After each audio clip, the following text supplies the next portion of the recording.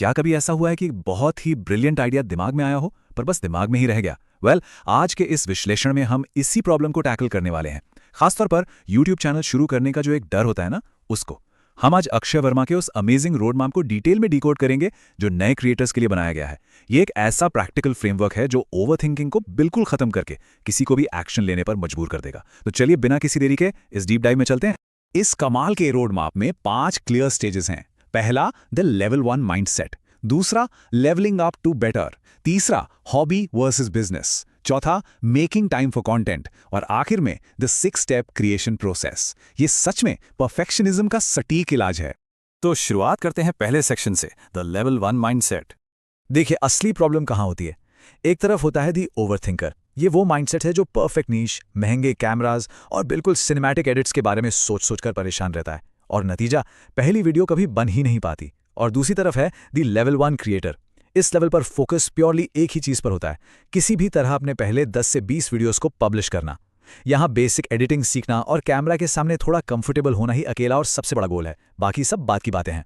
Source material में एक बहुत ही जबरदस्त जिम एनालॉजी दी गई है। Start level is like the first month at the gym, the goal is just building the habit. मतलब जैसे जिम के पहले महीने में किसी परफेक्ट डाइट प्लान या महंगे सप्लीमेंट्स की जरूरत नहीं होती ना, बस रोज जिम जाने की आदत बनाना जरूरी होता है। ठीक वैसे ही शुरुआत में बस कंटेंट बनाने की आदत डालना सबसे बड़ा टास्क है। अगर पहले ही दिन से फ्लॉलेस रूटीन की उम्मीद रखी तो आगे बढ़ना वैसे ही मुश्किल हो जाता है।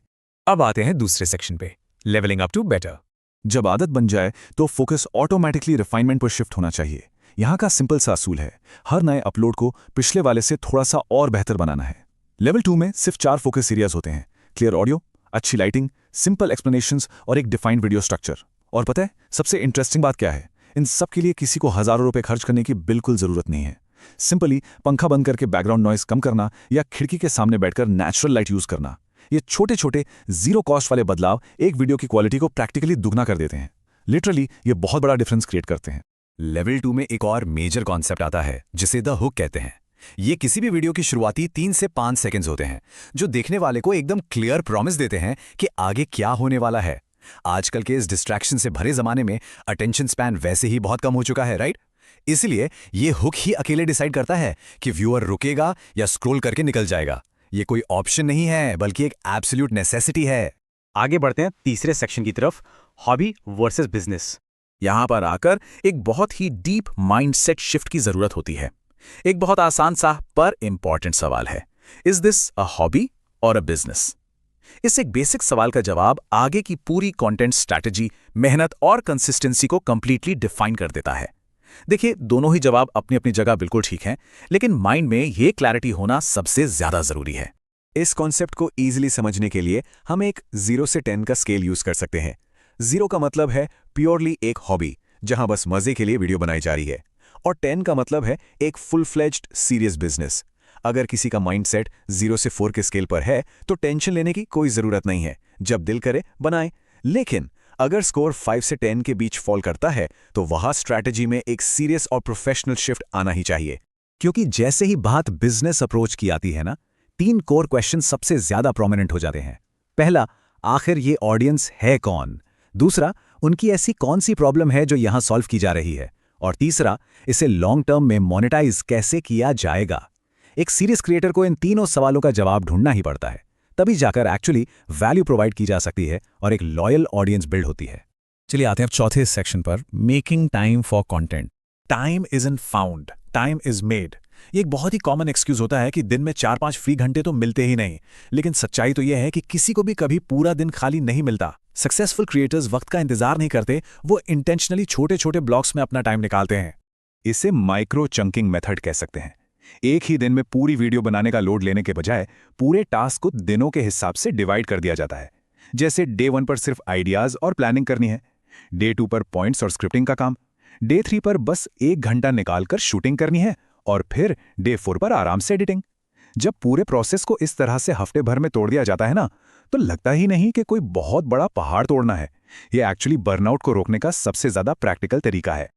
और हाँ, इस नए शेड्यूल की आदत डालने के लिए सोर्स मटेरियल एक मिनिमम कमिटमेंट रेकमेंड करता है, 6 से 8 हफ्ते।